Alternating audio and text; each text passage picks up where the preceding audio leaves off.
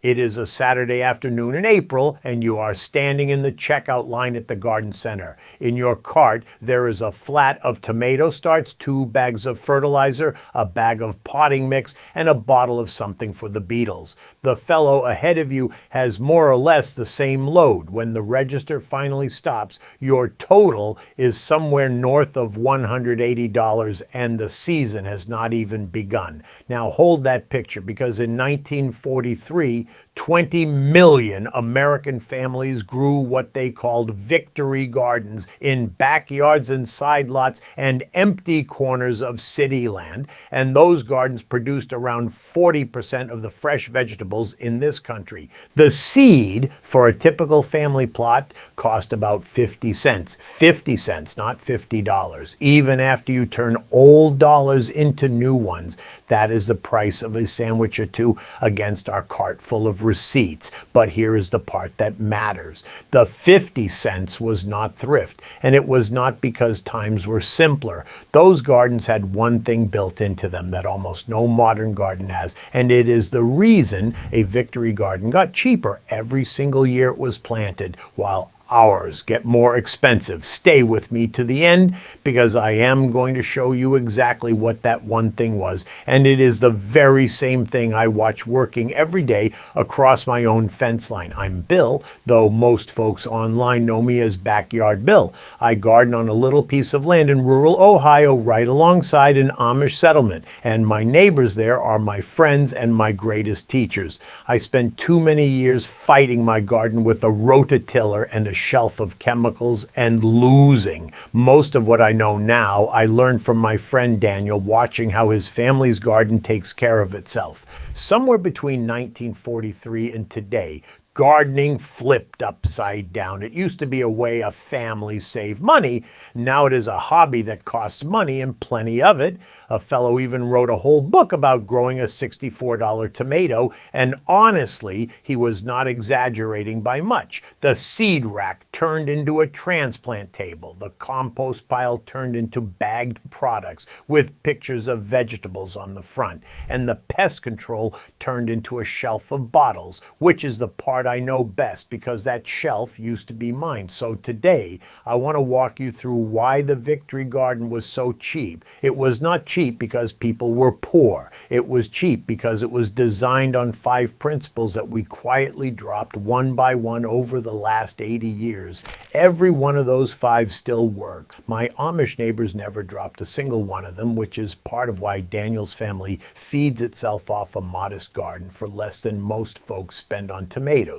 We are going to walk through all 5 today, and then I will hand you the one built-in thing underneath them all, the piece I promised you at the start, because once you see it, you will not look at a garden center the same way again. Now, everything we are about to walk through runs on the same engine as the gardens across my fence, and I wrote that whole engine down in a book called The 30-Day Amish Pest-Proof Garden Protocol.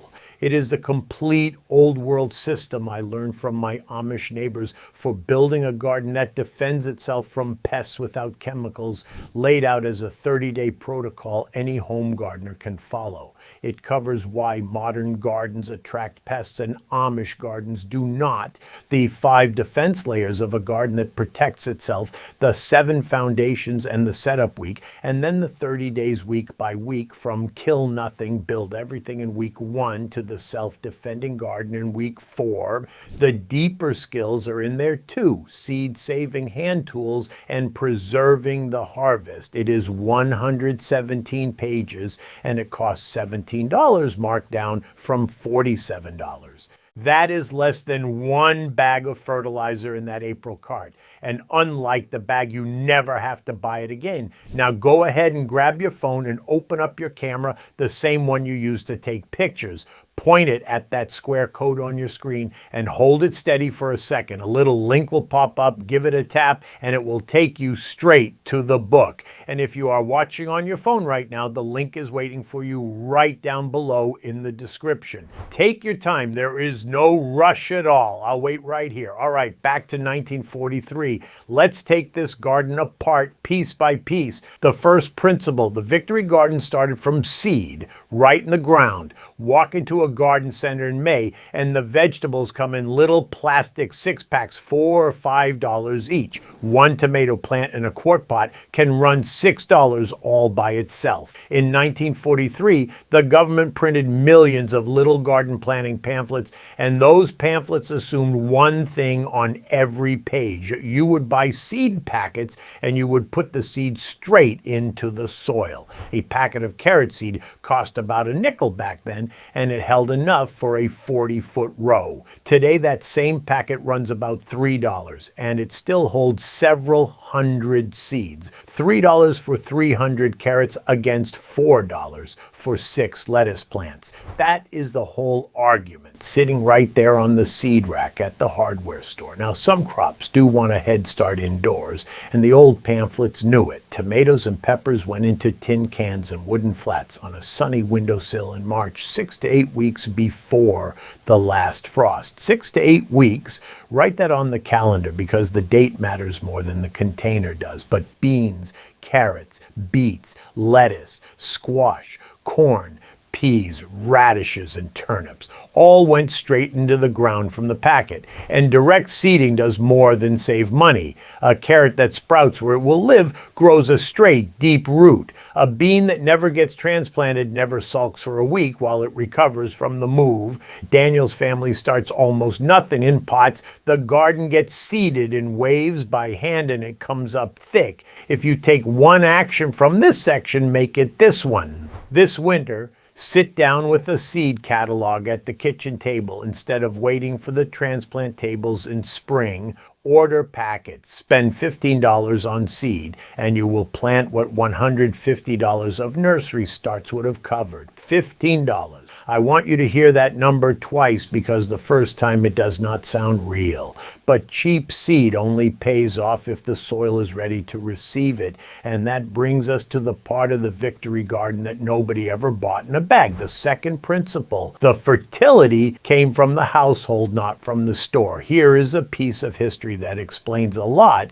During the war, the same nitrogen that goes into fertilizer also goes into munitions, and the war effort came first, so commercial fertilizer was scarce on purpose. The pamphlets did not tell 20 million families to go buy bags of plant food because there were no bags to buy. They taught them to build a compost pile, kitchen scraps, coffee grounds, and eggshells.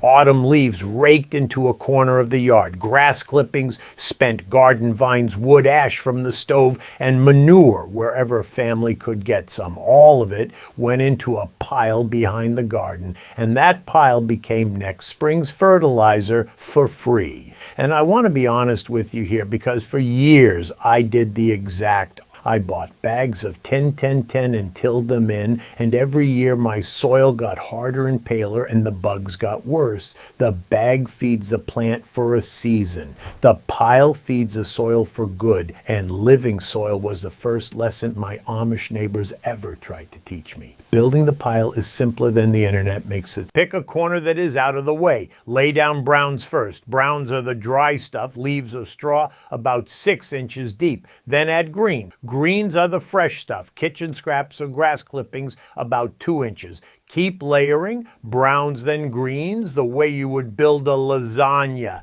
Keep the pile about as damp as a wrung-out sponge.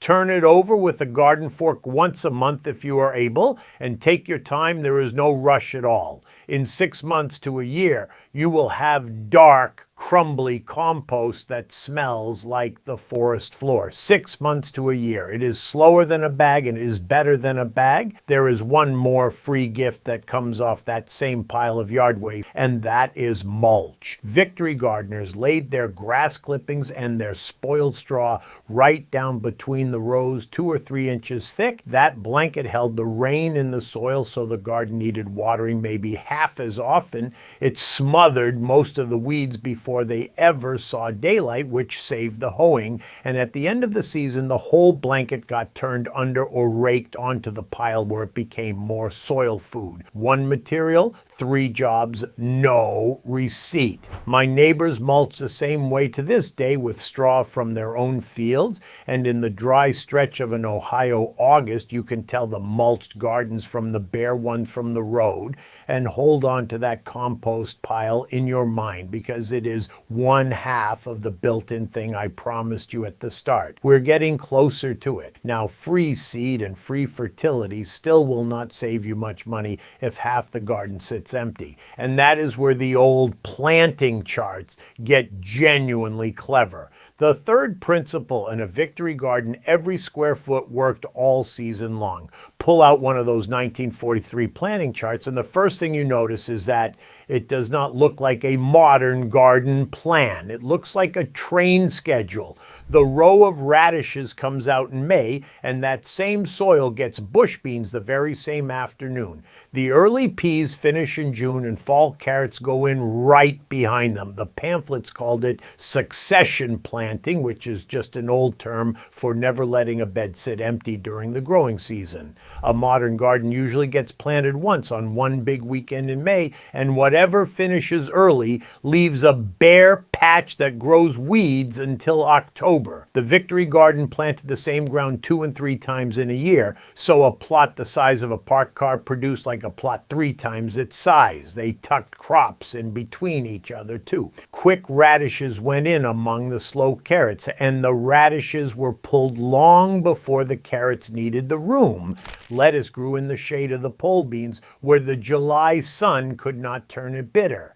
The old folks called it companion planting, which simply means setting plants side by side so that each one helps the other. And here is the part that ties into everything my neighbors taught me about pests. A garden planted in mixed overlapping waves confuses the insects that specialize. A cabbage moth hunting one long clean row of cabbages has found a buffet with a center aisle. The same cabbages scattered among tomatoes, dill, and onions are hidden in a crowd. One design doing both jobs at once.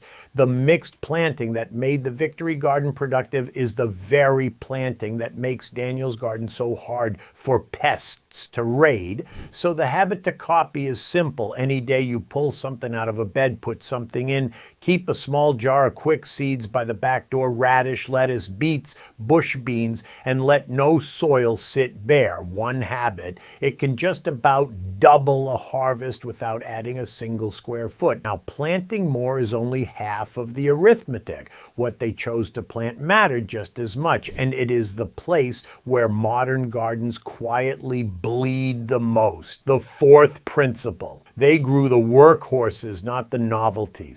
The 1943 pamphlets read almost like a grocery ledger. Beans, potatoes, cabbage, carrots, beets, onions, turnips, winter squash, tomatoes, and greens. Crops earn their ground for 3 plain reasons. They yield heavy for the space, they yield heavy for the seed money, and they keep through the winter without a freezer, in a cellar, a crock, or a canning jar. Nobody was giving up precious ground to a vegetable that produces one pretty harvest and quits. Look at the arithmetic on just 2 of them. One $2 packet of bush bean seed plants a double row that can hand you 30 to 40 pounds of beans over a summer, with more coming on every time you pick. 30 to 40 pounds from one packet. At store prices, that packet returns better than $100 in food. Potatoes are even more forgiving. Cut up 5 pounds of seed potatoes, about $8 worth.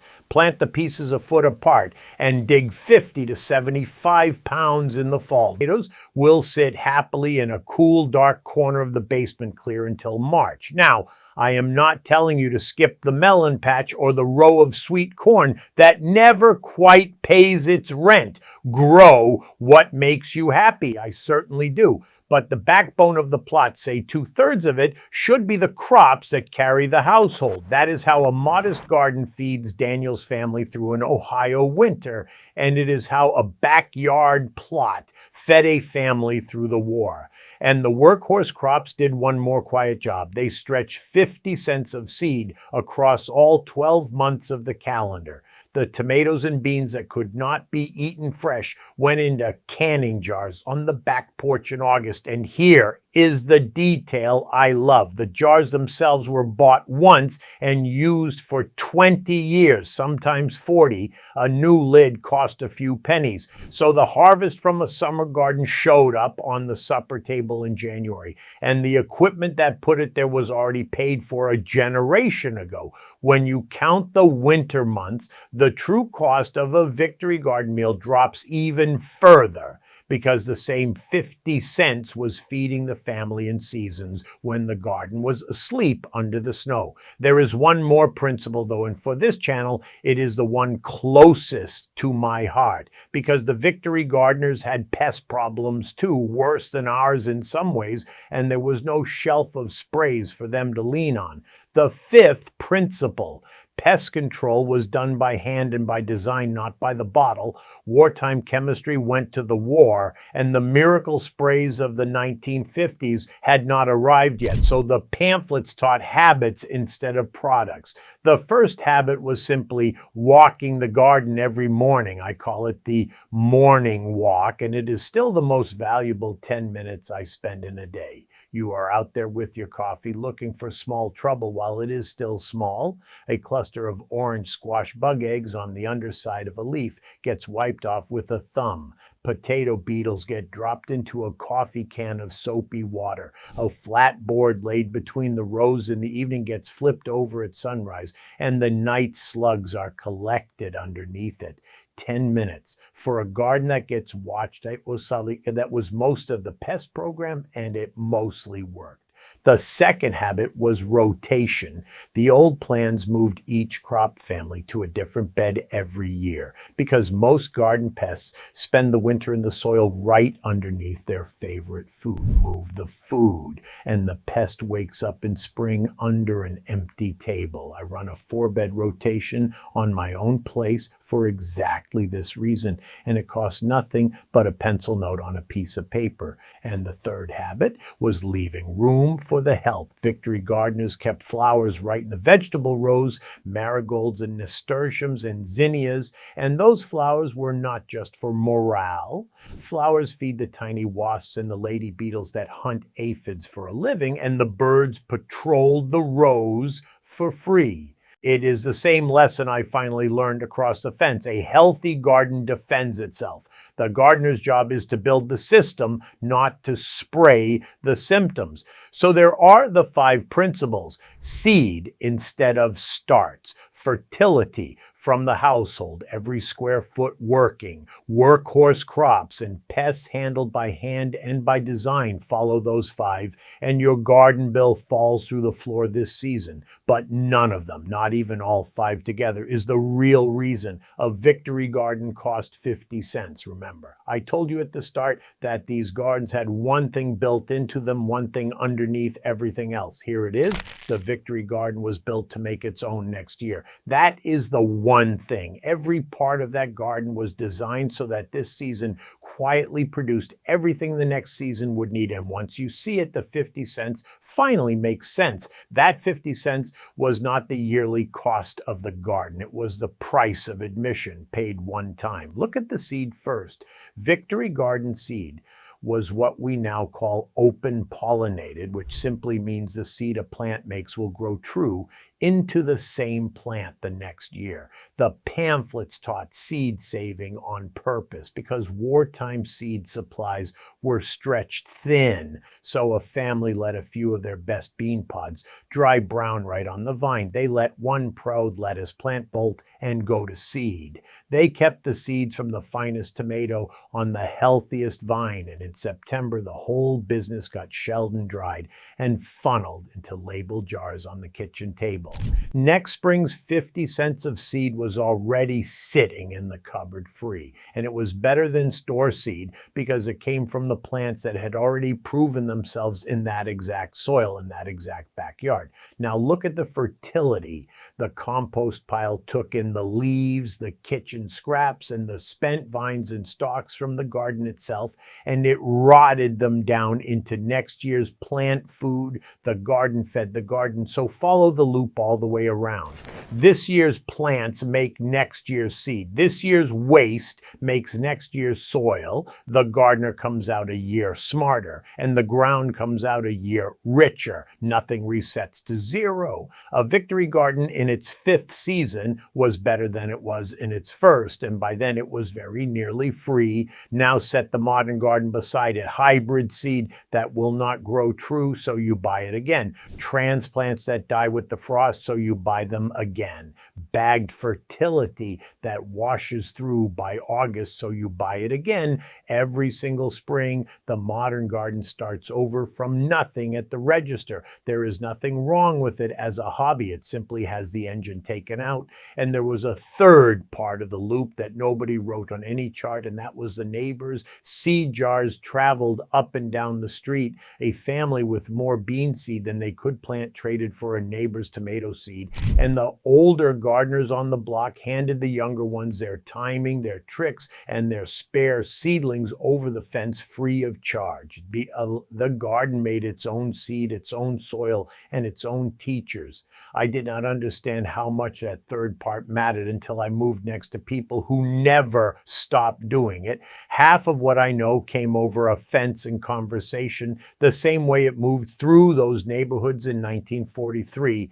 Daniel put it better than I ever could. He told me one afternoon, leaning on the fence rail, that a good garden is like a good farm. It ought to make more of itself every year, or something is wrong with how it was built. So here is your first turn of the loop, and it is easy. Grow one open pollinated bush bean this summer. The seed rack will say open pollinated or heirloom right on the packet. At the end of the season, leave the last pods on the vine until they turn brown and rattle. Shell them into a dry glass jar. Label the jar and set it somewhere cool and dark. That is the whole job. Next spring, you will plant seed that costs you nothing from plants that already like your dirt. And start that leaf pile this weekend, even if it is only a corner behind the shed. Do those two things, and your garden has begun making its own next year, the same as it did in 1943 and the same as it does across my fence. And that is the heart of what Daniel and his community taught me. A garden that renews itself is also a garden that defends itself. And the book is the whole 30 days of building one layer by layer. The 30-day Amish Pest-Proof Garden Protocol is 117 pages. And right now it is $17, marked down from $47. $17 one time against the shelf of sprays and bags you would otherwise buy again every single season. And the price of it comes back to you in the first packet of seed you never have to purchase. If this way of gardening speaks to you, I think the book will feel like coming home. Now go ahead and grab your phone and open up your camera, the same one you use to take pictures. Point it at that square code on your screen and hold it steady for a second. A little link will pop up, give it a tap, and it will take you straight to the book. And if you are watching on your phone right now, the link is waiting for you right down below in the description. Take your time. There is no rush at all. I'll wait right here. So that is the Victory Garden. Seed in the ground, fertility from the household, no bare soil, workhorse crops, pests handled by hand, and underneath it all, a garden built to make its own next year. Did your folks or your grandparents keep a Victory Garden or garden without chemicals? Tell me one thing they did below. Those are exactly the methods worth saving. I read every single one. Next time, I am going to show you the flower border my Amish neighbors plant around every single vegetable bed, the exact 3 flowers that go into it, and why most of the beetles that reach that border never make it to the cabbage. Work with nature, not against it, and I'll see you in the garden.